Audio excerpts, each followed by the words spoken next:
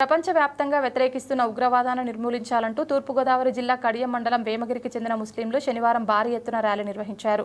వందల సంఖ్యలో ముస్లింలు వేమగిరి జంక్షన్ చేరుకుని ఉగ్రవాదానికి వ్యతిరేకంగా నినాదాలు చేశారు. అలాగే ఈ ఉగ్రవాదులను పెంచి పోషిస్తున్న పాకిస్తాన్ డౌన్ డౌన్ అంటూ ఇండియాకు జేజేలు పలికారు. ఈ సందర్భంగా ముస్లిం నాయకులు షేక్ బాబ్జీ, అబ్దుల్లా, మస్తాన్ వలీలు మాట్లాడుతూ భారతదేశం చేపడుతున్న ఆపరేషన్ సింధూర్ సక్సెస్ అవ్వాలన్నారు. మేమంతా భారతీయులమని, ఉగ్రవాదానికి వ్యతిరేకంగా ఎలాంటి ఆందోళన చేపట్టడానికైనా ముందుంటామన్నారు. మతాలకు అతీతంగా ఉగ్రవాదాన్ని నిర్మూలించాల్సిన బాధ్యత ప్రతి ఒక్కరిపైన ఉందన్నారు.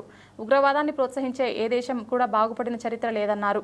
ఉగ్రవాదుల దాడిలో ప్రాణాలు కోల్పోయిన అమరవీరులకు శ్రద్ధాంజలి ఘటించారు. ఈ సందర్భంగా ఎలాంటి అవాంఛనీయ సంఘటన జరగకుండా కడియం ఇన్స్పెక్టర్ అల్లు వెంకటేశ్వరరావు ఆధ్వర్యంలో గట్టి పోలీస్ బందోబస్తు ఏర్పాటు చేశారు.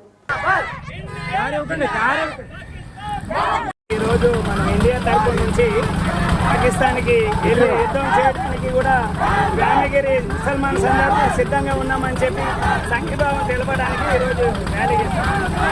మీ ఉద్దేశం ఏంటి? అసలు మీ ఉద్దేశం ఏంటంటే సింధూర్ ఆపరేషన్ విజయవంతం అవ్వాలి, ఉగ్రదాడులు నశించాలి.